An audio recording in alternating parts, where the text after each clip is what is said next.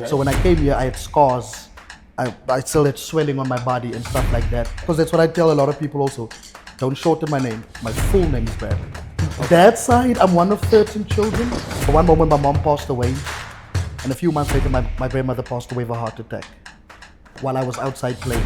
I'm grateful that my dad wasn't around, or isn't around. God had a purpose. Because God had a purpose.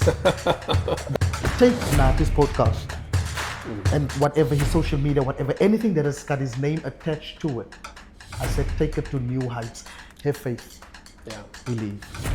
Don't sit in there in your depression and your circumstances and your situation. Get up. So, but anyway, I'm excited that you are here, man. It has been long overdue. Like from Fenway, speaking about it in New York. First day, I don't know where you came across with my post and all the stuff. And I remember we just standing there talking. And you shared a little bit about your story, which actually touched me, Yes, you sir. know, because the purpose of Drive Through is to make a follow-up on the African child, the journey of an African child. Because as we are growing up, we are coming across with challenges. And when we are here, we don't say anything about it because we are in America, you understand? So that day, it made me realize that he can add on our content. And there's so many people who seeing this glory, but they don't know the inside of you. So of which today we're gonna just touch based on that. Yes, sir. Your lifestyle, Yes, sir. growing up from South Africa, getting broke, getting up, coming to America, make a change, and finally you're going home. Almost 3 years later. Oh man, Almost it's been 3 years later. now. Almost 3 years. Almost 3 years. Yes, sir. 2.5 years later, and wow. Was it your decision to go home or? It was definitely my decision. And you know what's so amazing is, like I said, because that conversation that we had in New York changed my life forever. Yeah. I remember how profound it was, how powerful it was, how it stayed with me for weeks after that, for months after that. So I'm so grateful that I'm here today and that we can take that conversation even a little further. And like I'm saying to you, everything just falls so into line because I was just talking about this today also, like, you know, like coming from South Africa and the challenges that we face and like what it means to be here and coming in. But I gave like a brief, you know, just a brief testimony at work this morning in my meeting.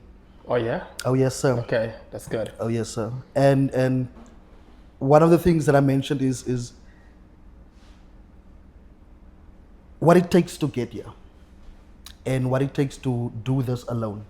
Yeah. And what's so powerful is what you're saying is because everybody sees the glory after everything is done. Yeah. But no one really talks about much or people don't realize much what it takes to get here, to get to the goal, like all the way from South Africa. Because I remember like 2 years ago, just before I came, it's unfortunate that it happened, but I got mugged. I was stabbed a couple of times. And, you know, because of COVID and everything that had happened. That was in South Africa. That was in South Africa. And it was like a few weeks just before I came.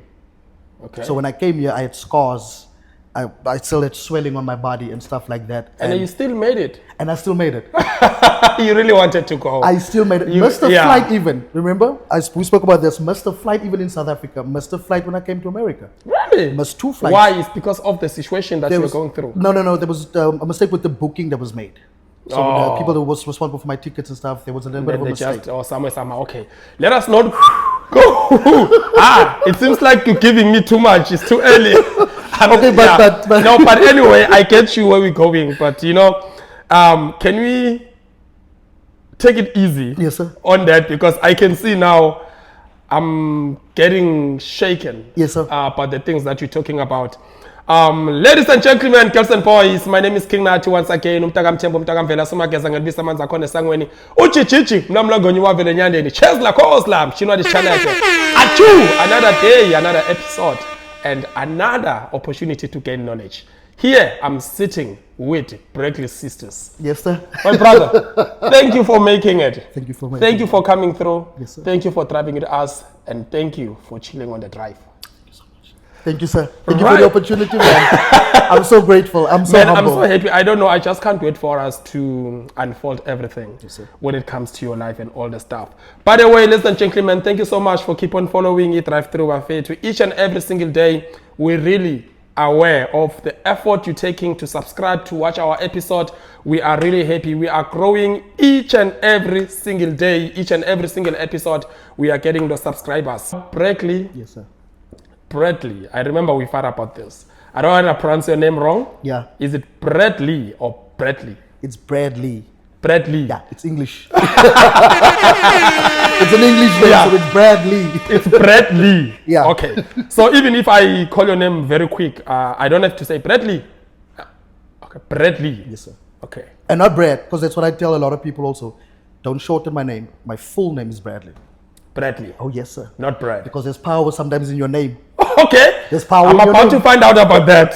Anyway, when I finally meet you in New York, we had that conversation. I felt so related to your story. And I didn't want to distract you. I didn't want to talk too much. I just wanted to give you the platform to talk. Yes, sir. And that's when I'm like to you, you know what? I actually have a podcast, you know, where we can just chill and talk about this thing, Yes, you know, sir. and unfold people's life.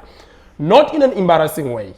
This is not a platform to break souls. This is not a platform to break people. This is not a platform to gain content just because of you want to destroy other people. This is a platform to build people. This is a platform to build one another as South African. This is our home. You understand? So, like I said before, some of the people knows nothing about you. Do you want to take us back Yes, sir. when you were still very young, staying with your parents under one roof? Yes, sir. Like being dependent to your parents, them giving you the butter and the bread without you being able to give that to yourself. Yes, sir. Who is Bradley? There's so many points to touch on, but like you said, I'll keep it on a nutshell. Yeah. So I'm Bradley. I'm from Cape Town. I was born in Cape Town. Okay. I grew up in the Eastern Cape, so that's why my story is always a little bit so difficult Okay. to tell. But Yeah. I was born in Cape Town. I grew up. I was raised in the Eastern Cape. Went to school in the Eastern Cape. From my mom's side, I'm one of two children. I'm the eldest. Okay. How old is the youngest? The youngest was 21 until 2019. I had a baby sister just after me Oh who man. was disabled to pass away. Oh. Which is that is a book on its own because I mean, you know. We're gonna touch on that. But Yeah, okay. that side, I'm one of 13 children. That's also another powerful story. 13 children from 13 your father's side. 13 children. From your father's side. From my father's side. My dad and them were 13 as well. And so he had 13 children. What a coincidence. And but like also again that also was very there was also a period in my time in my life that because I was always the eldest of my dad's children. Yeah. Up until 2013 when I found my other siblings and we found each other and stuff like that. And then I moved down a few spots Okay. and called my grandmother and I called the family and I said, didn't you guys, because my dad passed away Okay. 2006. Okay. And just before that, my grandmother, my maternal grandmother, my mother's mother, she passed away of a heart attack. Okay. And a few months just before that, my own mother passed away. Biological mother. My biological mother passed away. How? Okay, it's fine. So growing Let us up, just- was tough. Growing up was hard, and especially growing up different in the black and brown community because I've always had dreams that were different from my friends, dreams that were different from my family, and the circumstances sometimes didn't allow me to dream too big because sometimes you look at we're growing up in poverty and family members had to take me in after my mom passed away, my grandmother passed away, my dad passed away. So my mom's family took me in and they raised me, see me through school and stuff like that. And I'm so grateful for the lady who took me in. It's my grandmother's sister. She took me in, raised me on great morals, great values, raised me in church, and made me the person who I am today. Okay. Because mom was a domestic worker, so mom was in Cape Town most of the time. And even in the last 2 years that she came, she was sick and stuff like that. And then there was my sister who was disabled, who needed attention more than I did, stuff like that. So growing up was hard. Growing up was hard, growing up was tough. And like I'm saying, is growing up in an environment where it's almost difficult to dream and to have big dreams and big ambitions. But I've always, and this is so powerful, but I've always said one day I'll go to America. Yeah. And people you never laughed at me. stop dreaming about that. And people laughed at yeah, me. because America is like heaven to other people. Yeah. It's like, you going to a place like that, who are you? Yeah. Who are you? Yeah. That time. Yes, sir. But and even the most Yeah. powerful thing about that is the fact that I doubted that I would reach those dreams. Because of the situation because of that you were in. circumstances. That I'm so grateful is the fact that because I've shared my story and some of my life and things that happen and stuff like that. I shared on social media, like on my Facebook and stuff like that. Yeah. People knows. And people know, and people reach out to me for help and try to get to this American dream. Yeah. So I'm not ashamed of my story, but like I'm saying, is that apart from the people that doubted me, I doubted that this dream will one day ever happen. Yeah. And what is so amazing is years later, when this dream did happen, people reached out to me and said, in high school, I know him from high school. you said you were going to America. That was in high school. High school. A good friend of mine texted me. Dad is one of the pastors in the community that I grew up in. And she texted me this one day, just out of the blue, just super random. She texted me, she said, one day, we came from church and there was something like a youth day or something, and you said one day you'll go to America. You might not remember the conversation, but I do. Wow. Manifesting that even from the circumstances that I'm coming from, You manifest your dreams. that there's bigger, there's better out there. There's not just growing up with gangsters, because that's how my life was. My uncles and them were gangsters and stuff like that. So we grew up with people fighting and blood and court and police and things like that, and to come from that, and we were just raised on SASSA, on grant, because that's the only income that my grandmother had, and we were like 4 or 5 grandchildren that lived with her at the time. And she had to see all of us. And through how much school. was the SAS at the time? 700? 700. wasn't even 7, wasn't it 600 and something? Man, shit. Right? Yeah. And when she has to see all of us through school, and we have to eat, and we need, things for school and stuff like that. Which, if you look back at it, obviously it hurts, because there were certain things in school that I couldn't do. Like I said to you, like my dreams have always been different. Especially because other boys played sports, I didn't. Okay. I was into, like acting and stuff like that. Those were like my passion and stuff like that. And it's just unfortunate, the schools and stuff that we attended, there wasn't a door for acting and for, even like taking subjects or after school and stuff like that. But I did do a few performances since I was like 6 years old already. Okay.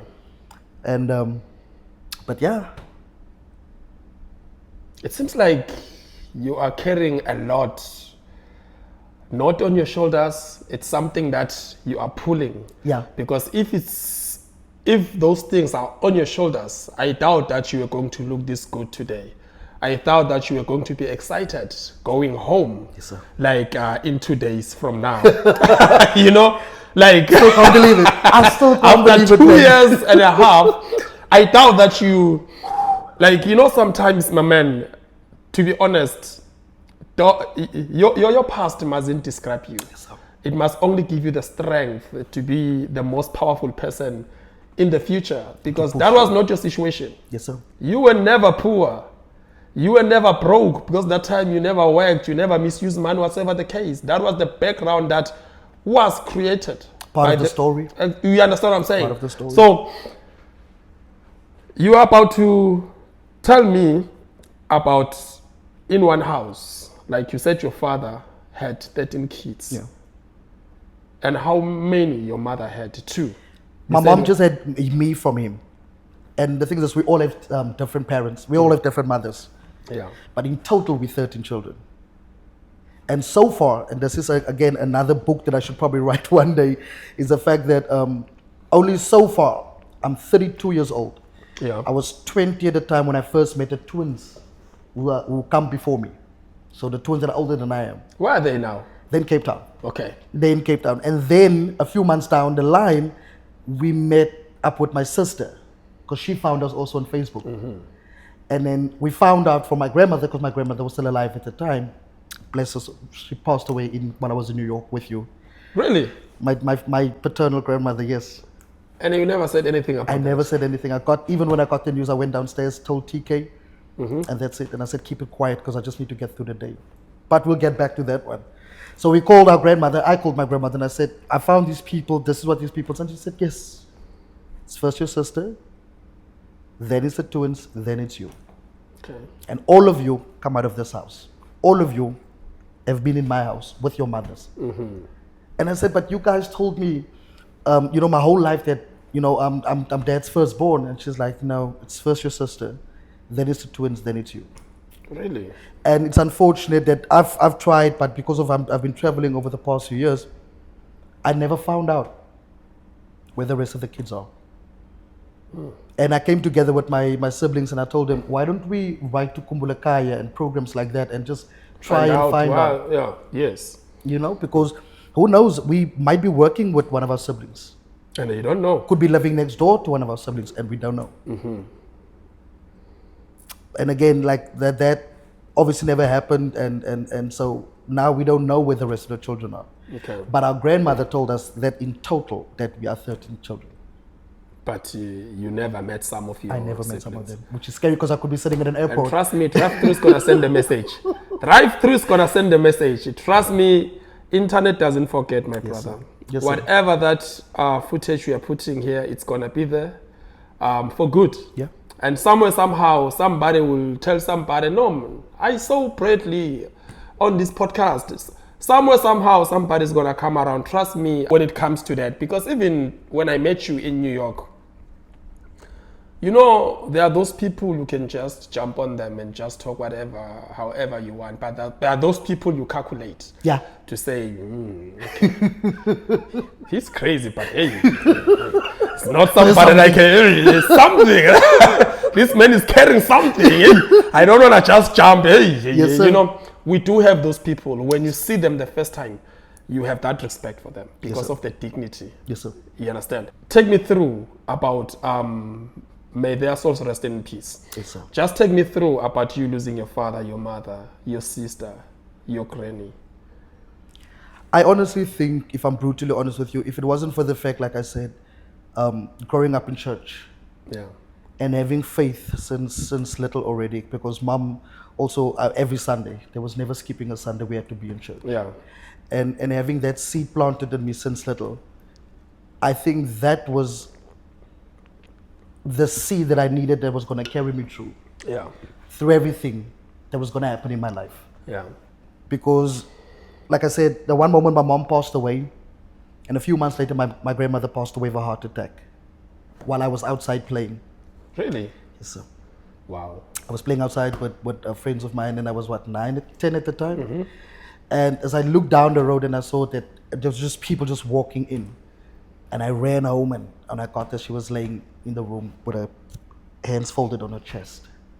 And I obviously had to look for my Said sister. That was your? That was my grandmother, my mother's Okay. mother. And so I had to look for my sister, was disabled, she couldn't speak nothing. And I just picked her up and I just held her. Everybody was crying and stuff like that. And, because life is hard and I've already now lost my parents and my grandparents, so I asked around and family helped in and jumped in to find my father. And there was a lady that my grandmother sent. She said, go get my grandchild. He lives in such and such address, because before mom passed away, I had wrote my grandmother a letter. Okay. So she told this lady that she sent, she said, this is the address and stuff like that, go find my grandchild. So that's why this lady came and she said, your grandmother's looking for you. But when I got to my grandmother, and I was like, where's my dad? And everybody's like, because the older people The older people. the older people trying like to cover Hey, first and yeah, cover. man. But so I enjoyed my vacation because it was during the school holidays, and I enjoyed and I'm like, but I want to see my dad. I want to see my dad. And on this one fateful day, they just took me to his graveside and they said, there's your father. I promise- Come on, I promise you you. can't be. How old were you I then? promise you, I was almost 11. I was 11 at the time. Promise you. So they couldn't tell you when your father, like they just show you the grave. Took me to his grave. How did you feel about that? Crushed my entire world. Because I remember at the time I had these great dreams that, my dad is going to take me and, life is going to be better because, like I said to you, circumstances at home was obviously hard and, with uncles and violence Your and hope drugs. was your father. And my hope was my dad. But did you have a good relationship with your dad? Didn't. None of us had. None of us, because So my dad never cared. It's unfortunate, but he never cared. He was always there, but he never cared. He never came to you. Never. So Didn't what? buy anything, nothing. Oh, really, man? Promise you. 11 years. But my hope was still my dad. You know what 11 I mean? years Because old. for me, it was just he's my dad. What happened between him and mom or circumstances, It was or not didn't, something that, didn't yeah. bother me. All I cared about was my dad. My dad was supposed to be my hope, to take me out of the circumstances that I'm in. And then the most painful thing, your dad is not available. Now he's dead. They're only showing the grave. And he's completely not available. Now he's completely not available. There is no chance. No chance. So what can you say to the absent fathers out there? Like, just to be honest, speaking out of your own experience to the absent father, somebody who is not there Yes, sir. at all, what can you say? I mean, looking at my own life and the age that I'm turning, I can honestly say that every child needs a dad. And it doesn't mean you should be rich and have all the money in the world and buy all the gifts and stuff like that, but to be present is enough. Even if you're not rich and you're not famous, but to be present in your child's life. is Physically enough. present. Yes, sir. Because there's certain traits, there's certain things that children, learn from their parents that they take with them for one day. Like, let's say my dad always used to go to church. I take that from him. So now I've got faith in God. Because my dad always used to go to church. Yeah. But to be present.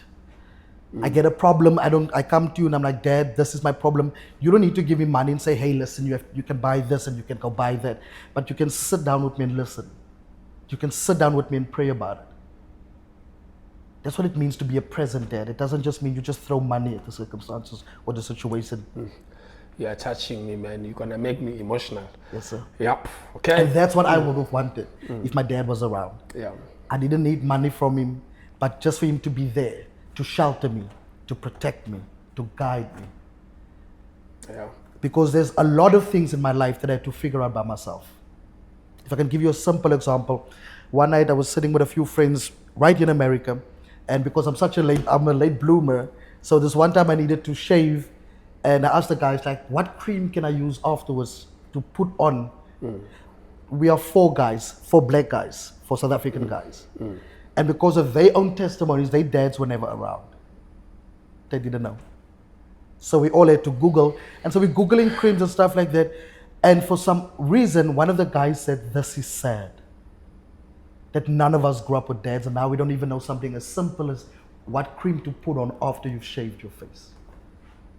Now, do you see what I mean when I say just to be present in your child's life?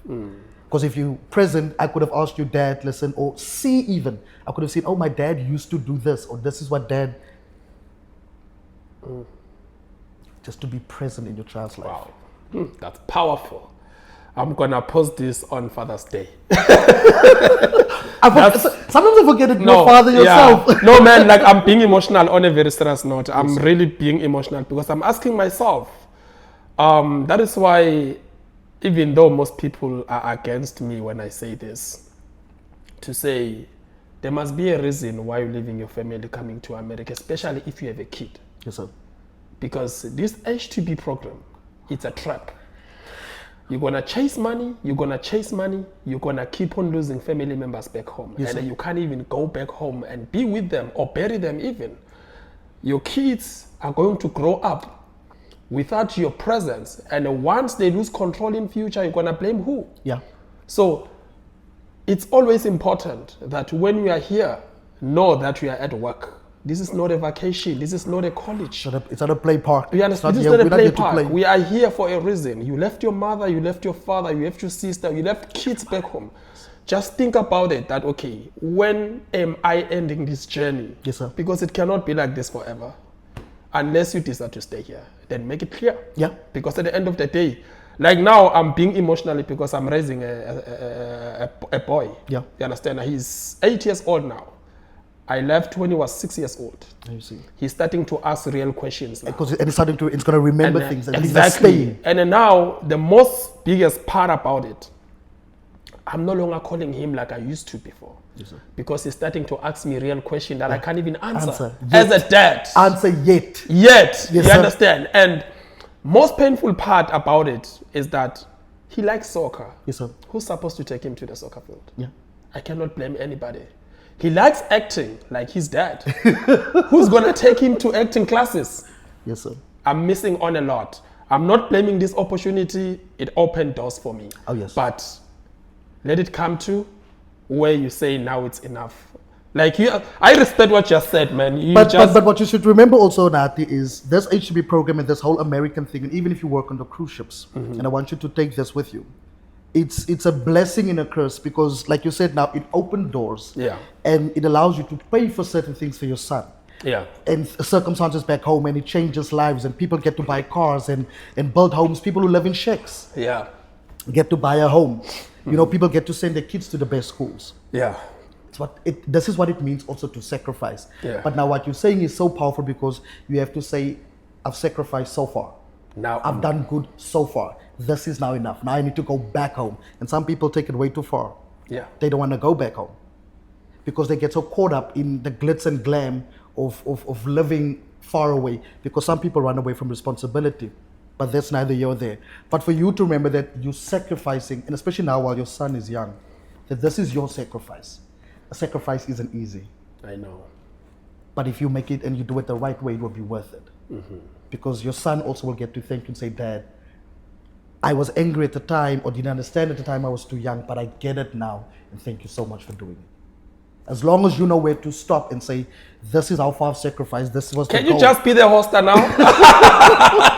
This is I know, it feels like no. Can you just be the hoster This now? is how far I'm taking the sacrifice. Yeah, Dad, yeah. thank you so much. Because your son will, because he's at the age now where things he will remember, even if you ask him like when he's 20 or 21. He's at that age where he will remember, you know. So he will look back and be able to say, Dad, thank you. Yeah. Thank you for everything. I was not aware. You sacrificed, it wasn't easy. Because like you're saying now, while we here, people are passing away. I've lost a few people. My grandmother.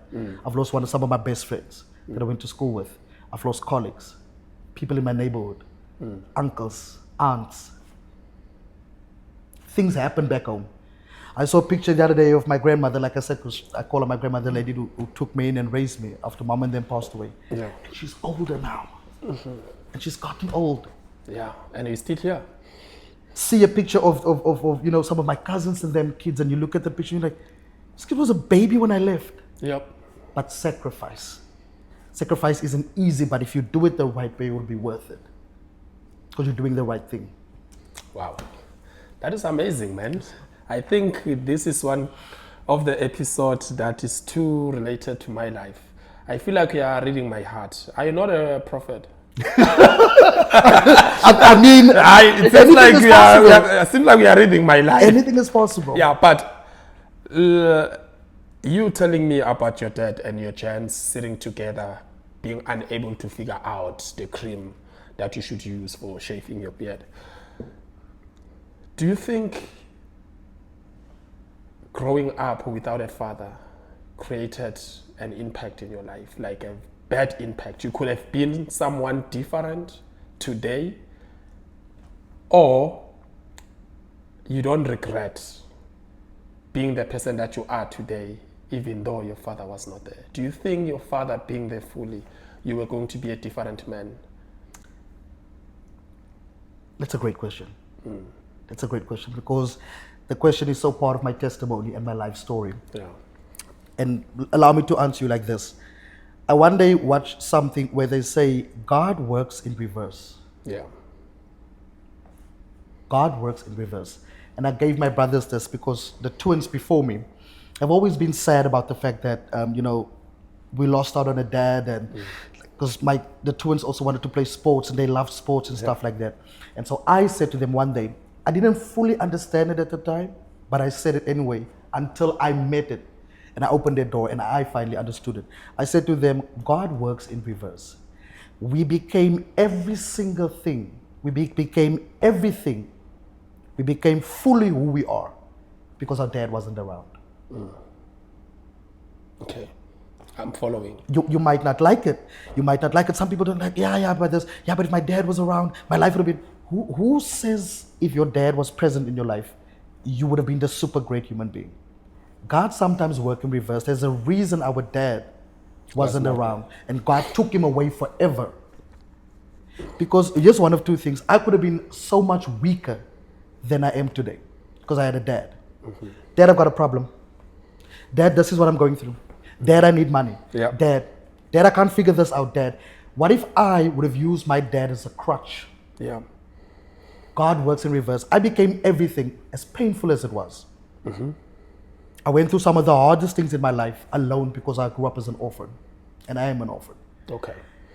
But God took away those people who could have been my crutch so that my testimony, my life story, could have been so powerful that it reaches some people and it can lift someone up and say, if Bradley could do it as an orphan, I can do it. Mm. If Bradley became this person, even though he grew up without a dad, I can do it. Bradley lost his mom, Bradley had a hard life. But he made it, he pushed through. He tried at least. Mm.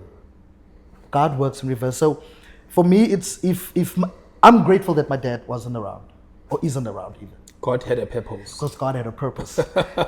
God had a purpose. Yeah. And it's, we don't like God's will sometimes because God's will hurts. Yeah. It's painful that my mom passed away. My grandmother in such a short period of time. My dad.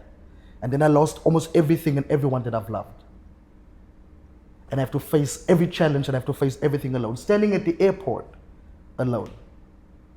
Traveling alone. Figuring things out alone. But I'm stronger. And I'm wiser. And here's something also powerful. I'm more grateful for everything that I have in my life and the person that I've become because I had to do it alone. Wow. There's power there. There's actually power there. Things that you had to figure it out alone. I value it more now.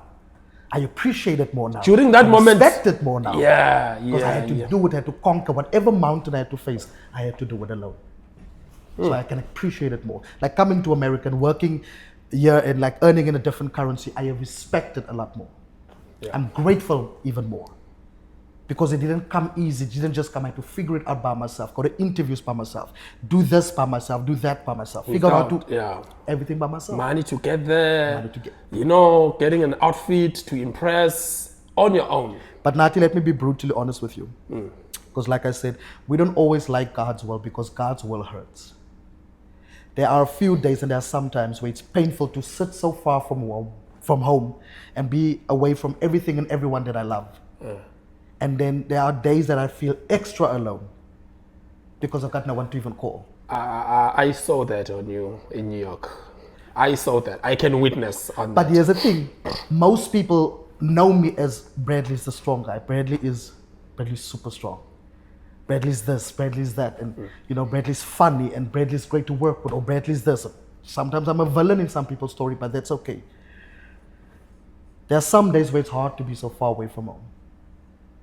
That's what I'm saying. To this dream also, this working in America comes as a blessing and a curse.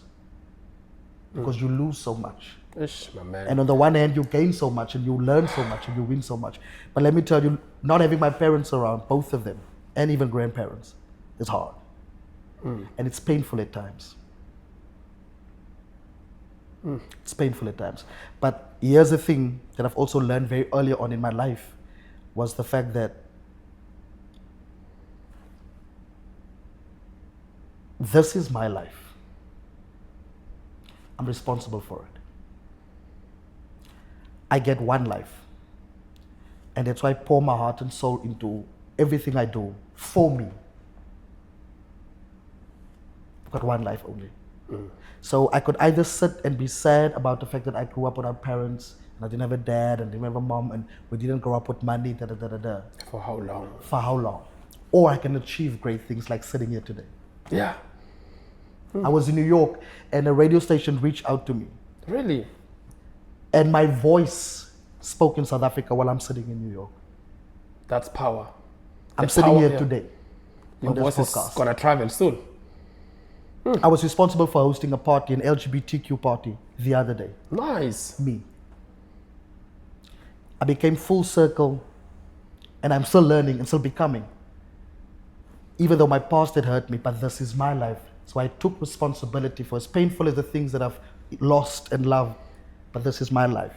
And that's the thing that pulls me up sometimes is don't just sit and feel sorry for yourself. Get up. Stand up. There's more to life than just being sad and about things that you have no control over. For the first time in a podcast, I'm being this quiet. I don't wanna lie to you. I'm like now, I'm brainwashed, to be honest. And sometimes I'll be honest with you. The reason we have 2 ears and 1 mouth, God was not stupid. Yes, sir. 2 ears, it means you listen twice and you speak once. Yes, sir. Otherwise, you could have 2 mouths so that you can speak and 1 ear to listen once. So those who speak, they lacking. And they never learn. They never learn. Yeah. You understand? Because of they always want to say something. That's what I always tell people, that if I can have an option in my life to lose my speech or And keep your hearing. exactly, I would rather lose my speech, because each and everything that you learn it by reading Yes, sir.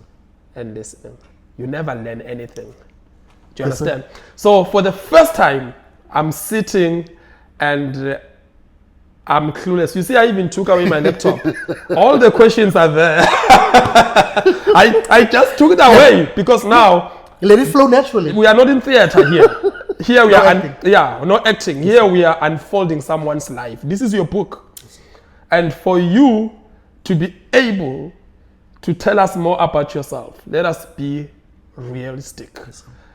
Let us not create memorandum and agendas and whatever the case. So now let's talk about, how did you lose your sister?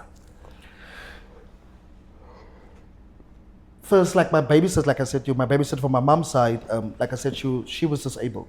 She had a pipe that drained the water from her brain. Yeah. She had a pipe running down. And you know, doctors said she would probably live until she was 7. And she lived until she was 21. Are you serious? I promise you. What a curse. I promise you. Sometimes doctors lie, eh? Because the doctors don't have the final say. The final doctor has the say. And God said, she this lived, is my plan. She yeah, lived she until lived she's with that 21. condition for 21 years. 21 years. 21 years. And she got sick before she died, or it The was way, just the time? because I was in America also again when that happened. Really? I was in, You couldn't go home and bury your sister? couldn't go. This season, these 3 years, No. these 2 years, 5 months, you never been to South Africa? No. You didn't even see her grave? No. But the thing is what I'm so grateful for is the fact that it happened a few years ago when I came to, of course, this is like my third time being back in America. Yeah. Yes, sir. So, but it happened prior. But I know where her grave is and the graveside is and stuff. But it was unfortunate. I also couldn't go to the wedding. Okay. Yeah. I'm going to a wedding now when I get. He's married. She's married to God. She's married to God. I'm going to a wedding now when I get home. So that's why the know. wedding thing. But I mean, I went nice. to Who's getting married? good colleagues of mine that I worked with that I met here are getting married as soon as I get home. Yeah. Show them how we dress up. Show them how we dress up. you know. I know you. You definitely know. No, show them how we dress up. I know you are But, already prepared about that. Yeah. Yes, sir. It happened 2019 Yeah. while I was here, and that was also just before COVID happened and stuff like that. And then obviously COVID and stuff came a few months later, and then I couldn't go because we couldn't travel and stuff like Yeah. that, which was painful also. Yeah. Last time we were in New York, you told me about your struggle during COVID. Hard times. Hard times. Hard times. I always say that COVID was honestly sent by the devil because it took everything I had. Yeah. Took everything I had. And by that time, you've been to America. By the time I've been to America. And now you're going down to zero again. Let's talk about that. Listen, to be honest with you, I don't think anyone was prepared for COVID. Anyone, even the rich and famous, I don't think were prepared for COVID. And then there's just people, regular people like me, who wasn't prepared. Because the thing with COVID also is, not only did it take everything materialistically from me, it took away mentally, Yes. spiritually. It took a lot away. Yeah. Keep on doing it. It took a lot away. I lost a lot of obviously materialistic things. I lost a lot. I mentally,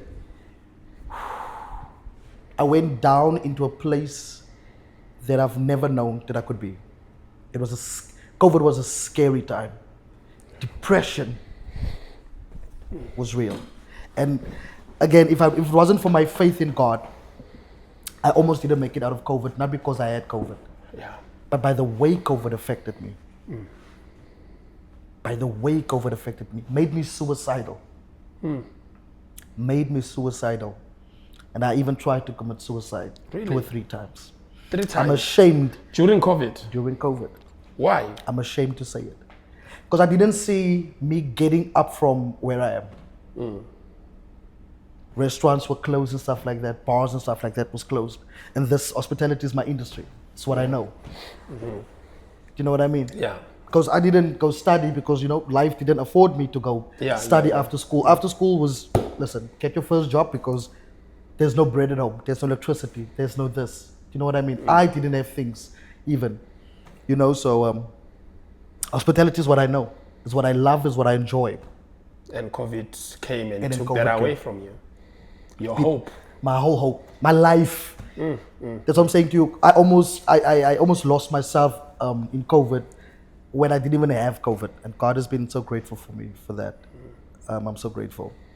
But like I said to you, I'm ashamed to say it. I tried to commit suicide a couple of times because the restaurants were closed and we couldn't do this and there's no jobs and I'm in South Africa. And I'm sitting at home and I can't even help. Yes. And that was one of the hardest things, even as a man, just not being able to provide, not being able to help.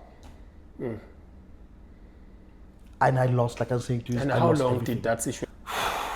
When did I get home? 2020, I got home. 2 years, No income. no income, Being unable to provide. no income. That was a very long time. Couldn't afford deodorant. How cheap is what's the cheapest deodorant you can think of? Because even Shield and stuff like that is expensive. But the cheapest one you can think of is probably like 10 and 5 Rand. I didn't have it. I didn't have it. I had to count on like family members, cousins, here and there, friends who stepped in. Did you lose friendship? The friends stayed. The good ones did. Anyway, Yeah. the good ones did. The ones who stood by me, like I said to you now, that I could go to and say, listen, I don't even, me, who came from this America with this great life, who was tried all these years to be better, to be bigger than the circumstances that I grew up in and stuff like that. I ended up with nothing. And the people, and see, this is also another powerful testimony, is the fact that the people that I did help when I was at the top couldn't help me. Yeah. And what I had to learn was not to expect it from them. Hard lesson. Yeah. Because when I was down and out, I looked to the people who I helped when they were down and out. And that's not how life works. Yeah. Don't expect, Don't expect from where you're back. giving. Where you pour it, you're not supposed to Yes, expect back. Exactly. Because your blessing, or actually you are fully rewarded by God. Yeah?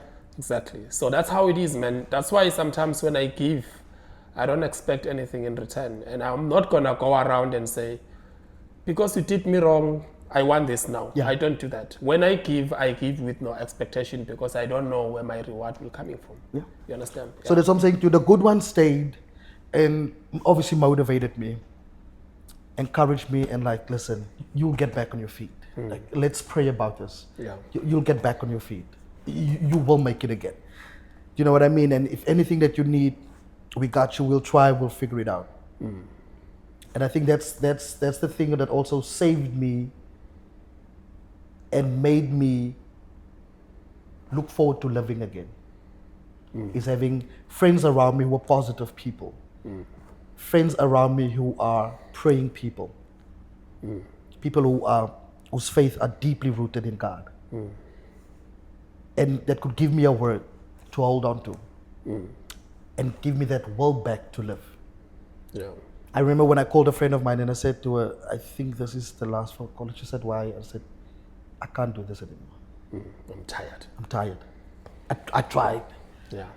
And she's like, what do you need? I said, I don't want anything. I don't need anything. I'm done. Like, I think this is it. I have to leave now. This is it. And she said, listen, what do you need? And I'm like, nothing. She said, I'll book your ticket. Yeah. And at that time, I was living with my grandmother. My dad's Booking my a dad, ticket from Cape Town to... from Cape Town to the Eastern Cape. Okay. And she said, listen, here's the money. Not tomorrow, not later. She said, here's the money right now. Go book your ticket, come. I don't care what you're dealing with, what you're facing. Let's rather sit with it. Yeah, and talk about it. Let's talk about it. Let's deal with it. Come People on. who cares. People who care. What is name? Her name. Her name. Her name. Oh, no. It's a woman. Okay. Not romantic. Not All right. romantic. Okay. But it's a good friend of mine. No, that I feel- shout out to her on a very sad. Honestly, Yeah. like she saved my life. So someone that I grew up with. And went those to are the school people with. sometimes who deserve to know the impact they made in our lives, especially when you're down. Oh, yes. There's only few people who can show up and pick you up. Yes, sir. So that lady, we have to make her aware about Jane. the Jane. Yeah, Jane. Jane, that's the name. If in South Africa it was the time to call, we're just gonna call her and say, you know what? Definitely. Yeah, you know. I've told her I'm doing this Yeah, today. no, so it's fine. she will look forward. She has to find this message. People like that, man, they are blessings. You Lifesaver. understand? I can easily say she saved their life. Yeah. Because by that time when you say I'm done, Yeah. you were meaning something else. That And she it's didn't even over. know. Exactly. She didn't even know until I went to her and I actually booked a ticket and I left and stuff like that. Hmm. And I got to her and I said, we spoke about it the one day, you know, after months later, because, you know, Yeah. when I got to her, she didn't care. She just know that I'm safe and she can keep an eye over me. Yeah. And when the American thing happened again and, you know, Okay. How long did it take for the American thing to happen? After you said it lasted 2 years for you 2 years. without any income. Yeah. So when did you come to America? I came back 2022. Or later 2022? That was October, right? Yes, sir. That was Oh, October. okay. Right after my birthday also. Right after your birthday? my birthday. The one that you didn't celebrate The one that because of financial crisis. But came here. Yeah. But I came here and came back on my Yeah. feet. But just before I left also, I said to her, when I said goodbye and we cried and, you know, mom cried and all these things and everybody cried and her dad. May he And rest by in the peace. time you were saying second chance. I said to her before I left, I said, you saved my life. And she Wow, looked at me and I said, when you think about it, you'll remember. She got home later that night and I left and I went back to Cape Town, obviously because I had to go do my visa and stuff like that. And then she said, I realized what you said, what you meant when you said, I'm a lifesaver or I saved your life. Yeah. I said, there you go. Oh man, shout out to her, bro. So now when you get this email from PGI Yeah. saying that there is this country club, Yeah. this and that, what was happening in your heart? To be honest with you, because I want to be brutally honest with you, I didn't think it was going to happen. Yeah. Still doubt it. Even though you have the email. I have the email. Yeah, Still doubt it. Yeah, you went through a lot. You know? Still, because I'm sitting and I'm facing my mountain and my mountain is telling me, my problem is telling me, my circumstance, my situation is telling me, you can't do this. You've got no money. Are you supposed to go for an interview The if devil, you can't travel? The devil is If whispering. you can't in take you. a taxi to go to How are you this and going that, to land in America? How are you going to land in America? How are you going to get to the airport? Are don't you have money. crazy? You're crazy. Yeah. And again, then the depression kicks in. But again, see, this is what I meant when I said, but having that faith in God pulled me up. Because there was many days where I woke up, even when I got the email, this is your interview, this is your date. I said, God, I trust you. So tell me your biggest prayer point during that time. Like during the time you were down, what was your prayer point? What were you telling God when you're sitting alone, crying on that bed? What is there that you were telling God every day that you think God paid attention to say, I have to pick up my child? Complaining? I'm not going to cry about this, but I said, God, if you pick me up, I'll tell everyone. Wow. If you come through for me this time, even if it's the last time that you ever come through for me, I'll tell everybody. I'll tell everyone that you did it. Yeah. And he did. And he did. Faith was this small. Yeah. My faith was this small. And that's one of the prayers where I know God listens. God cares and God can. Because I said, God, if you pick me up this one last time, I'll tell everybody that spread you did. it. I'll spread it as far as I can. And then you did. And I did. And you're still doing it. And I'm still doing it. I said, I'll tell everybody. Any ear that wants to listen, I'll tell them. Yeah. So if I'm brutally honest with you, that was my prayer. And that's why even like going for like the interviews and doing the visas and stuff like that, You're still praying. my prayer still stood on, God, if you come through this one time, I have no faith. I have nobody. My faith is doing this with me. My faith is doing this with me. I'm praying, but I'm not believing. And there are some days where I pray and I believe. I'm like, God is going to come through this one time. God's going to pick me up and I will tell everybody. And there's some days where I'm praying and I'm like, God, if you pick me up this time, I'll tell everybody. But the prayer was answered. It was now no longer a prayer. It was like communicating to God directly, like your father. Yeah. One-on-one to Yeah. say, you know what, if you give me this, Yeah. I'm going to tell everybody. And like standing up on mountains, expecting miracles and all the stuff. But anyway, man, I'm so proud of you, man. Your journey, man, that's a journey for you. That's a true African child journey that people need to understand. Not every African child goes through what you went through. Yeah. Some are privileged. Yeah. Some are fortunate. Yes, sir. But unfortunately, you had to go through that pain. And that is why I believe that the reason you are strong today is because of your past. Remember, our past build us, and our future is expecting a lot from us. So now, going to the visa interview, and we are on that window now, that 2-second window. I had the privilege actually to mail my stuff. Okay, that's good. And expecting that email to come back. I was empty when that happened, if I'm honest with you. I was empty. I had no feeling. I had no belief. I had nothing. I was empty. I was empty. Because, you know, the devil will throw in a curveball or two, because then Peter emailed me back and said, there was something wrong with this and this, and you have to fix this. And I was like, I'm just empty. I can't even stress. I'm not nervous. I'm not worried. I'm just. You're okay. You're I'm just okay. waiting for the results. I'm just waiting for the results. So I sent this stuff when, you know, I had to count to my cousins and my family to come through, and which they did. I'm so grateful. And because I had to travel up and down. And I remember I don't have money. I don't have nothing. So, but my family really chipped in and everybody helped. And my cousin always helped and said, listen, this is your money tomorrow for your taxi, and this is this. And even walking through that building when I had to go pick up my visa, I got there, they couldn't find my passport. Oh, man. Again, I stood there empty. I wasn't nervous, I wasn't sad, I wasn't nothing. I just stood there empty. I was like, if God wants this for me, it will happen. Yeah. The lady went back, she went to go look for it. She came back, she found it. But let me be brutally honest with you. The relief, the mountain that moved off my shoulders. And that day when I walked outside, and I want to be so honest with you when I say this to you, I could breathe. Because I think I took my emotions, I took every feeling and everything that I had, and I just threw it away somewhere. Yeah. And almost like I stopped living in my body. Yeah. So when all of that happened, it's like life came back to me. And I said, now I have to go back on my promise, because now I have to Now I have to spread the word. I have to tell my everybody goodness. that God did it. That's powerful. But up until that moment, Natis, I don't even think I lived in my body. But life came back to me when they found my passport, and I said, this is my prayer, it's answered. And you open it, you saw your visa there. And I said, this is my prayer. God, now I will tell everyone, you did this. And trust me, man, God is still going to bless you. That was just a sign. A whole lot is still coming in your presence.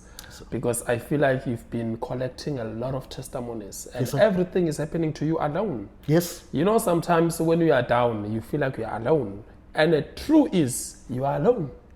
Because nobody cares with people who are down. People, they only care about people who are up. Because Listen. down there is overcrowded. Yeah. Nobody can easily notice you. Like, Yeah. you know, you beg, you are bothering. But if you beg when you are up there, even banks, they shake to say, can we give you 20 million? Because now we are up there. Yeah. So keep on spreading the word, my brother. If it takes you to go to the church, to stand in front of the congregation Yes, sir. and spread the word, do that. Do what your heart tells you that you must do. If you go home and the radio station in Eastern Cape Town, they hear that Brad is here, he wants to share something, go there. Yes, sir. Because God didn't just send Jesus Christ in the world for nothing. He was sending the message. He had to use somebody in a form of a human being for us to listen. Because if the voice can come from nowhere, we're all gonna run away. Yeah. So now God, if he wants to communicate, he's using a human body. That is why whenever you pray, I'll share a story with you now before we move on what happened during the time people stabbing you, missing your flight and all the stuff. But I will share this with you now. There was a man, like a hobo, somebody staying on streets, not having a shelter, not having food. And that guy, he started sitting on the side of the road, started kneeling down, praying to God. God, please give me just bread. God, can you just give me something to eat? I'm hungry. And there was a man passing by and he laughed at him. Why does he think God is gonna throw bread from the sky and give it to him? Is he crazy? Then he quickly ran to the garage. He bought the bread. He bought acha. That guy, while he keeps on praying, he put them down on the floor. Yeah. On the ground, I mean. Yeah. Put them down on the ground. So this man keeps on praying. Now we can feel the smell, man. Yeah. Hey, something is nice around here. Something is nice around And you know when you're hungry, your senses yeah, are you open. know, now it's like, yeah, now I think now he was rushing to end the prayer now. And immediately, when he opened his eyes, there was a loaf of bread and Archer with a can of Coke. And you know what he did? He went back to God and praised the Lord. Thank you, Lord. Thank you. You are the man. Like he praised the Lord. And that guy kept on laughing to say he's a stupid, not understanding that God used him to answer his prayer. Yeah. Do you get it, what I'm saying? So Got it. your prayers or your answers will never fall from heaven, will come from a human being. Your answers here. God is going to shake someone's heart to come and rescue you. You understand? So whatever journey that you have traveled until you became the person that you are today, there was God sir. walking with you, because God says, to those who are fatherless, I'm going to be the father to them. Yeah. To those who are motherless, I'm going to be the mother to them. For those who are weak, I'm going to be the strength. For those who can't talk for themselves, I'll be the voice to them. You understand? So here you are, man. You look good. Thank you so much. You are fit. Everything look good. And look at the jewelries that you have. Man, you look absolutely good. you so Like, you are not the division of your past. Yes, sir. Like, you are not at all. Even though you are the person that you are today Yeah. because of your past. Yeah. But don't dwell Not into defined that. by it. No. So I'm happy, man. I don't want to go Not too defined deep, but let us talk about you now. You have your visa to go to America. Yeah. And what happened? Tell me about you getting stabbed, and you get to the airport, you lose your flight. You know what the funny thing is, because like I said to you just before I left the Eastern Cape going to Cape Town, that's actually when the mugging happened one night when I was walking home. And I spoke about this today. Yeah. See, the spirit is in one. Yeah. I spoke about it at work and I said, the one guy held me up here. And he told the other guy, and he's like, stab him. Where? Back home in the Eastern Cape, I'll never forget it. Yeah. And the one guy grabbed me and they stabbed me, stabbed in my eye, behind my back. Why and they were stuff like trying that. to take money from you? I had nothing even. So what were they even trying to take? I don't know. The one guy tried to take off my shoes. I'm like, I'm kicking with my sneakers and stuff like that to try and get it off and all these things. And they stabbing me and I run and I was fighting them and I ran. Luckily, there's a friend of mine who I went to school with. His house was like down the hill, and so I could run to their house, and him and his mom helped me and, got me to hospital and stuff like that, which was able for me, after everything happened, to go back to Cape Town and do the visa thing. See, that's why I'm telling you, for a long time, I didn't live in my body. So when the visa thing finally happened and it was approved and everything, I could finally breathe and come back to life. And the people, I reached out to my club that I'm now working for my third season. Oh, nice. Reached out to them. There's a lady that I knew from my previous season. And I was like, hey, listen, like, everything is approved now. Like, when are they, was there any news on my ticket and stuff like that? And she's like, yeah, but these people said they're going to, let you know and whatever. And so I got a ticket. I cried. Because you wanted to go. Because I wanted to go. And remember, it's already now, it's October, so it's time for me to go. It's shaking now, yeah. I'm shaking. And I'm crying with my aunt in the kitchen and we're celebrating and having a good time. And something said, look at your ticket. And my ticket was wrong. And I had to go into fighting mode again. Your name was spelled wrong? No, they booked my ticket from Joburg. I'm in Cape Town. Now you have to find your way up to Joburg. Imagine if I had to, without money, I can't even go take a taxi to do certain things or, go. Imagine me going from Cape Town to Joburg. Yeah. Without a cent to my name. Yeah. So I emailed them and I told them, I said, listen, my ticket is wrong, whatever. So what happened is they just booked an extra ticket. So they booked a ticket from Cape Town to Joburg. Yeah. But by the time I landed in Joburg, my flight took off. My international flight took off. Because of the time they booked a ticket in Cape Town. Because it wasn't one ticket, it was 2 tickets. Yeah. And now that's the actual flight, the one that left you. Here I am in Joburg. I tried, what can I do? Because of the time difference, what can I do? Yeah. So I called a friend of mine. And see, this is why you have to have faith in God, that God will see you through. I called a friend of mine who's a manager from my previous jobs. He came to the airport and he picked me up. So I had to go spend the night at his house. And I'm on my phone, obviously. Yeah, talking to those people, sending emails. Yeah. My agent, I'm sending emails and I'm doing this. And they said, I should stay calm. I should just stay calm. They're trying to figure it out. So here I am in Joburg. I missed my flight. To America? To America. I'm like, God, did you really bring me this far? To destroy I'm sitting me? alone. Yeah. I'm sitting alone there in the apartment and I'm sitting there and I'm thinking and I'm praying and I'm like, God, did you bring me this far? I thought I was supposed to, have this great story to tell and I'm supposed to go tell everybody. And you let this happen? Like, how could you let this happen to me? And it was not even your fault. It's not my fault. And I'm sitting there, I'm questioning God. I'm fighting with God. I'm like, how could you bring me so far? Look at how far you bring me. Now you bring me to Joburg, all the way from Cape Town. You bring me to Joburg. Look at how far you bring me to just leave me right here and not go on that flight and not, take me and see the dream all the way to the end. My phone goes off. Your flight leaves tomorrow at this time and at this time and da-da-da-da-da-da. Oh, really? And now... Oh God, I'm sorry. I'm so sorry. I didn't mean to question you. Sorry, my brother. You who know everything, who can fix everything. I'm so sorry. How dare I question you? And now you started now having the fun of Joburg, like connecting with your friend, asking, how are you, by the way? My friend wasn't even there. My friend had to go to work. Oh, now you're on your own.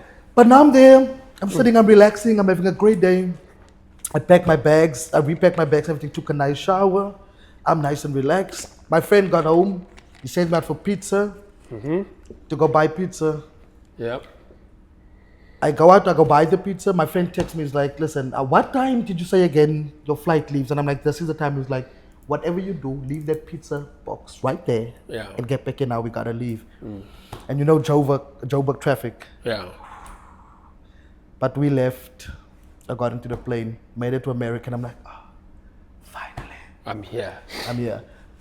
Because of security, I don't know how they do this, but they select people, whoever they select. I was selected one of those people for security reason. I got taken into this room, they pat me down and... I know, they always do that. They just choose their own people. Yeah. I get out of that room with the rest of the other people who was obviously chosen. We missed our flight. Again? There's probably 10 of us just standing there. People are shouting, people are screaming. I'm just standing. Where are you that time? We in I think Pennsylvania. In Pennsylvania. Now I'm just standing there and I'm just thinking, I'm here. Now you miss a flight again. I'm here. Now you have to call the agent again. Not fighting with God. Not fighting with God. Not fighting with anyone. I'm calm. Because I'm here. I'm here. Listen, what else can be, so, how can I put it? Like, whatever mountain that I'm facing with now, it's not even a mountain. It's like just a little small stepping stone I just have to step over. Because I'm here. And I made it from Africa all the way here. Yeah. I'm here. If I get a flight tomorrow morning, in 2 days, in 3 days, I'm going to sit at this airport and I'm going to make it to Florida. Yeah. Because this prayer of mine has already been answered. Yeah. I don't care what I have to face now. It's already answered. I'm done. So I'm calm.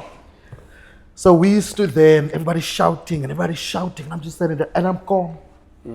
I'm not nervous. I'm not scared. I'm not nothing. I was just like, I'm just getting another flight. It's as simple as that. Anyway, I spoke to the people.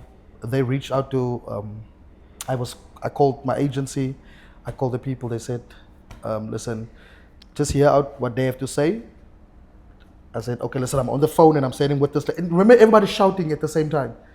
And like my agent, and everything is happening all at once. And so I got another ticket and I finally made it. And then I was for 6 days without my suitcases. Because I went on the one flight, I flew this way, my suitcases flew a different way. Yeah. Another fight, and I said, relax. That's what I'm not fighting. There's power in silence. There's power in silence. Because I prayed for this already. Yeah. It's unfortunate there's a few attacks from the enemy. But I prayed about this. Yeah. God's going to see me through. How? I don't know. But God's going to see me through. Wow. 6 days without my suitcases. Your journeyman was full of temptations. Now you understand why I say, and guess what? That's my story. And I had to face that alone. There was no one else with me. I did. So that's what I'm saying is, that's why I appreciate everything a lot more. Yeah. Because then I got to appreciate my season, or seasons up until now. I got to appreciate it a lot more. Because of everything that I went through. Yeah. God bless you, man. God bless you. I think you are more powerful. It's just that you are not being aware about that. You are very powerful in a way that people shut down immediately and they lose hope. But you know where to direct your message to the Lord and not to people. Yes, sir. Because He's the controller. And if He doesn't want to use His people to change your situation, nothing will happen. Yes, sir. That is why it's very much important whenever you pray, just know where you're sending the message. Not to people. Yeah. People will make you trend for no reasons. That, he came to me as well crying. Yeah. But God will never do that. He will just take His time and deliver the right order. Not even something different. The right order, the one that you have ordered. At the right address. At the right address. Not even living at the door, they knock. Is this for Bradley? Oh, yeah. There you go, man. Thank you so much, man. So much. I really appreciate you. Let's talk about you now. Having your life in America. Okay, this should be my partner. I have to take this. I don't know. Hey, Kunjan. Yeah. Yeah, it's so busy. Now we are in America now. And you're going home soon. Yeah. How do you feel? Going back to that situation that you have changed while you are here. So what's your plan when you go back to South Africa? Honestly, first of all, I want to rest. Yeah. I want to take some time out and honestly soul search also. Yeah. But more importantly, I want to rest because this program took a lot. Yeah. It was from Florida to New York, from New York back. Yeah. And everything in between that has happened. Wonder how many bags you have. I don't want to ask. Everybody's curious to know that. Everybody's curious to know that. Because I know you, man. Yeah. But anyway. I've got four. I've got a backpack. Not bad. I've got a backpack and then there's 3 bags. For you? Are you sure? Did you leave some here? Do you have a storage here in America? No. So all your clothes, like everything. I sent some of my stuff. I know. When I was in New York. When I was in New York, I sent some of my stuff. I know not everything will fit in there. 4 Never. bags? No, come on. But It's a- also because I've built my life here for 2.5 years, remember? yeah, So yeah. it's 3 bags. But honestly, know, yeah. getting home is resting Yeah, time. yeah, sure. It's bonding time. Yeah. It's kind of making up for what I've lost. Mm-hmm. You know, with all the family, the friends, and just being home and just Yeah. taking a deep breath, because you know this is like a rush. It's work every day. It's there's the parties. Yeah. There's that too, but this is like a, you know, it's an ongoing thing. Yeah. And You're going home. you don't to really relax. catch a break, Yeah. so Yeah. it's break time. And how long will you be home for? Honestly, You don't wanna say it? You just wanna disappear in South Africa? yeah, That's good. Sometimes it's okay not to give the I wanna follow God's plan. Yeah. You know, Yeah, I've, you don't I've got wanna- bigger dreams yeah. and other dreams other than just this H2B life Yeah, and being a yeah. server forever. So in that break time and being home and breathing and stuff like that, Yeah. I want to see what's out there, and Okay. what the world has to offer. So Yeah. am I coming back on this H2B life? Who knows? But did you secure something for you back home in South Africa that will be profitable? It will be profitable. I will rest and I will have a nice break. So, Yeah. but the world is my oyster still. Okay. And there's still a lot out there that I want to do, that I want to see. Because also, like I said to you, I've always had bigger dreams and other dreams, and my dreams have always been so different. Yeah. And getting onto this program has showed me, and has proven to me Yeah. Okay. that anything is possible, that the sky is the limit. Yeah. That's great. And that if you can dream, you can achieve it. No, there is no other around. Just one of the things that I took away from coming to America. Broken, hurt. But coming here, I could meet a different me and a different side of me. Yeah. A different version of me. Stronger one, a wiser one. Okay. And a one that's ready to live. Hey man, you have so much power. You have so much belief in you. Like everything will come together, man. Actually, everything came together already. So, so do you think this opportunity, God that gave you the second opportunity, do you think it changed your life? Absolutely. Yeah. Absolutely. Yeah. Because like I'm saying to you, it made me want to live again. Yeah. Try, man, and see. And you are so happy to go back home. and experience. You know, so That's wonderful, man. honestly, Yeah. life loves the liver of it. Yeah. And like I said to you earlier on, is that I took responsibility that this is my life. I've got one life to live. Yeah. So I'm trying to give it everything that I can. Yeah. Because tomorrow is never Because promised. tomorrow's never promised. No, like honestly, today you can be sitting here. I'll go like, hey, should I post that episode? I was talking to him yesterday. Yeah. I didn't know. Maybe he was there to say goodbye. Hopefully not. No, never. That will never happen. There are still people that needs to gain from you and to learn from your journey. And I think you are a good person. Thank you so much. Honestly, I try. And out of all the people that I invited to come through here, you are one of the people who really touched me, especially when because like I'm an open book. Yes, like sir. if you come to my studio, I ask you, what do you think? But your response was completely different. And it made me to think, because of this thing, it doesn't wash only by H2Bs. It sir. travels. Yes, sir. Sometimes somebody who wants to invest, but now is seeing all of this thing on the desk and like, they are playing. Yeah. You understand? I don't like my name to be attached to that setting. So I had to sit down and think, to say, if I have all of those things on the table, brand by brand and whatever the case, and a potential investor said, send me your videos. Will I be happy to send that video with all kinds of... I'm like, no, that's not the part of the content.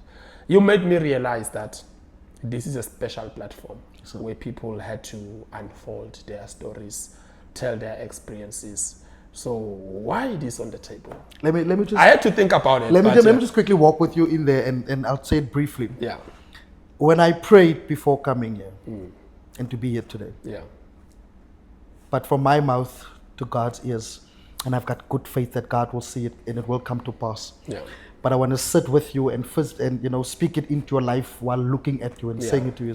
I said, God, use me for that final scratch, that final breakthrough for the podcast.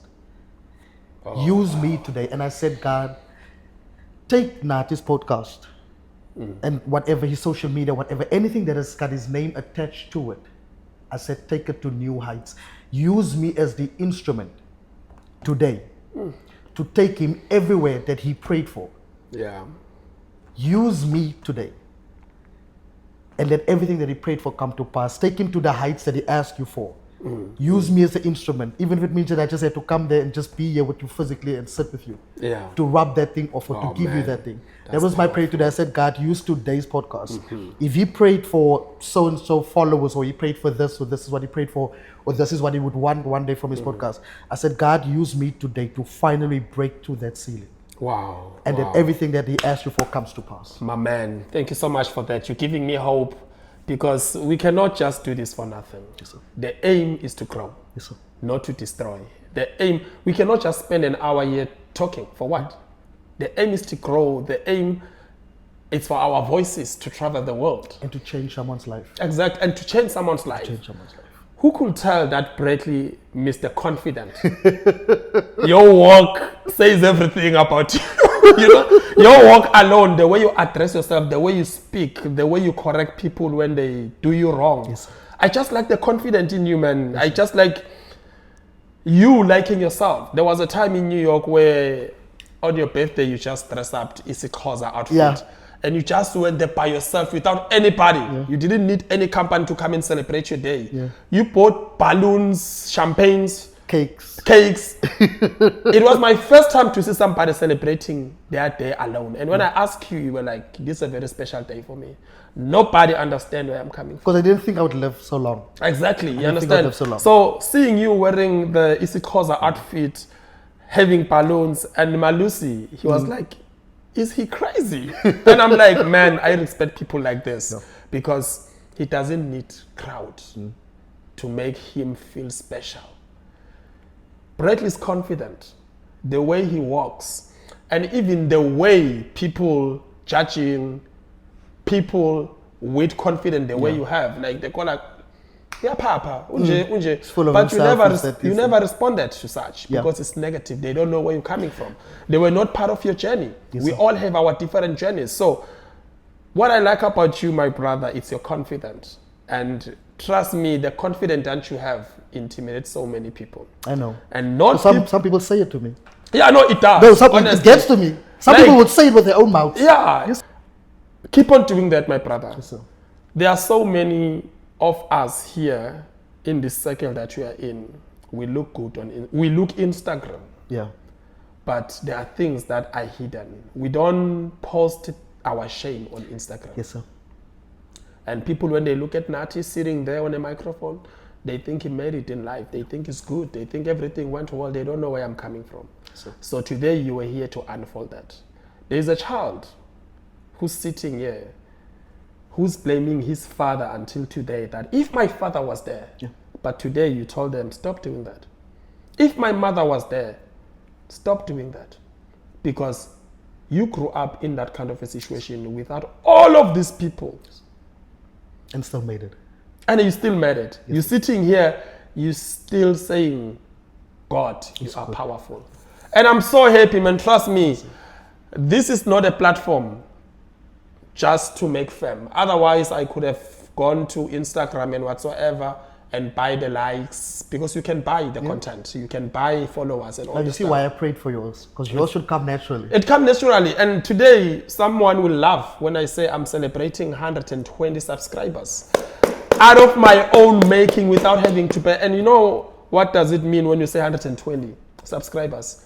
It's not just only those people who are watching. Yeah. Each and every episode, I get more than 500 and something viewers, but only 120 subscribed. Naturally, without me having to point a gun or buying or convincing. Yeah. You understand? And with this, I'm telling you, I'm going to get 10 more. I'm telling you, that's what I'm saying. For today's episode, Yeah. I prayed for the highest Yeah, heights. So even if the people come after me and you reach 1 million, Yeah. just know that the prayer started with me. My brother, thank you you so so much. much for that, man. Let us not talk further and further. Me and you, we still have a long life. And if it happens that in future again we are growing, trust me, you are one of the people on my list that I will call and say, Breckley, we made it to 100,000. We made it to 1 million. Come and witness, man. The prayer started here. Yes, sir. You understand? So thank you so much. And I wish you all the best with everything. And I wish God can bless you. I wish that when you get to South Africa, things happen naturally without you having to work so hard. Yes, sir. Let you sit, rest, but receive a call that is going to give you hope and change your life for good. Let you not go out there and knock. Let them come to your doors and knock and say, we are looking for Bradley. We saw you somewhere there and there and there and there. We actually want to give you 1, 2, 3. You understand? Because this episode is going to touch so many people. Yes, sir. And I saw your status before you come here to say, I'm coming Boca Woods today, that podcast, blah, blah. And I was like, I came here to be on my knees here to pray, to say something. Exactly. I came here, yes, So sir. I'm so happy. I planned a lot of things to discuss with you, but none of them are relevant Or we leave to it for this. part 2. We will leave it for part 2. Yeah, no, we can do that. Because I'm coming back. Yeah. When we've got 1 million followers. Yeah, even for less sure. than. Not Doesn't matter. even I'm coming back. Like in South Africa, I'll be looking for you. coming back. In Yes, South sir. Africa, I'll be looking for you because we'll be broadcasting in South Africa again when I go to South Africa. I believe when I go to South Africa, we'll still be in South Africa because I'm coming. Okay, I don't want to say it. Yeah, zip. We just make silent moves. I'll invite you to my studio to witness the progress, even though the target is going to be different by then.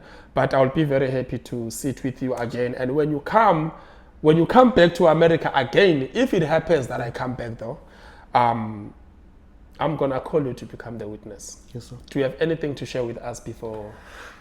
Let me leave you with this. You know, after everything that I've been through and the things in life and circumstances and God and everything and all these things, I've got one friend, my best friend. Yeah. His name is Calvin Brown. Calvin Brown. Yes, sir. Okay. He's the one person who believes in me and has believed in me in times when I couldn't believe in myself. Yeah. I told him that I'm doing the podcast today. And one of the things that he said to me, because we spoke the whole day, Yeah. he said, you've always been great. Always. You look for greatness in other people when you are great yourself. Yeah. I believe in you. There's nothing that you cannot do. Yeah. And I received that. that's one thing that I love about my friend is that he believes in me. Anything, if I tell him I want to be the president tomorrow, he'll put out flyers today. Yeah. Tell everyone that Brad is become the president tomorrow. But having him in my life has made me and gave me the confidence that I have today. And has made me try and go for certain things because he's my best friend. Yeah. Because he believes in me. One person, because I'm an orphan, who else is going to believe in me? Wow. So I've got one person who believes in me. Yeah, exactly. And he's that person. Trust me, it's not fake, man. Yes, Like it's reality. You are not gonna be sitting here today if I didn't believe in you. You see? This is my comfort zone. This is my room. This is my office. I don't just invite anybody. You understand? If you make it through, I receive a lot of emails, a lot of text messages. Some people they come here for fame. Yeah. Some people they come here just to trend and whatever the case. And I'm not a public person. Let me just put it straight. I created this room because this is my social life. Yeah. That's what I told my partner the other day to say. My social life is my podcast. I don't go out to the club for me to improve my social life. I don't need that. If I sit like this, talking to individual, that's my social life. So this is my office. If you come here, you came to my space where I pray, Yes, sir. where I do my things. Even now when you leave, if I want to do something on my laptop, I'll be sitting here, do my work, do whatever that I want to do. When I go there, I'm going to sleep. Now you understand what I said, even on my status when Yeah. I said I'm coming here to pray here, Yeah. to be on my knees here, to say something. Yeah. Now you see, out of respect also for you, because I knew that my spirit had to be in line with yours. Yeah. And look how everything, even like just for me leaving Yeah. my apartment, everything has been in line so Yeah, far. exactly. So I'm so grateful for Man, this I'm so opportunity. happy, my brother. Thank you so Thank you for much for today. taking all the time, coming through here, share your story. I wish your story can reach so many people who need this, because people are weak and people, they need to revive from where they've fallen, because there are so many precious and people who are very good, but they can't swim out of their past. Yeah. So today, your story will change so many people's life. Looking so good, and I think they will be convinced that no, you can change with the smile again. I know they will change. So out of all the people that we interviewed this season, we were interviewing like general managers, we were interviewing like operational managers.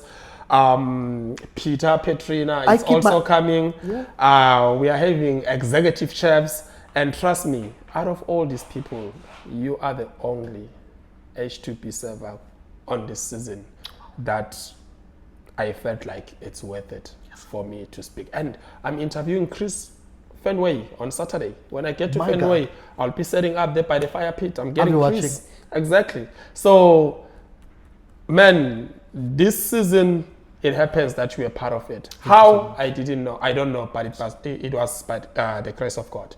So by saying so, man, thank you so much for coming. Thank you so much for joining me. Ladies and gentlemen, thank you so much again for watching all the time.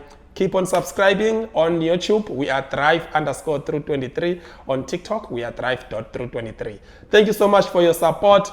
Bradley, last words you can say to your H2B followers before you go home. So many good things. Yeah. But I'll just keep it short. Have faith. Yeah. Believe. Don't sit in there in your depression and your circumstances and your situation. Get up. Yeah. Try, fail, succeed, try again and fail again. Try it 10,000 times if you have to. Yeah. But do it anyway. That's nice, man.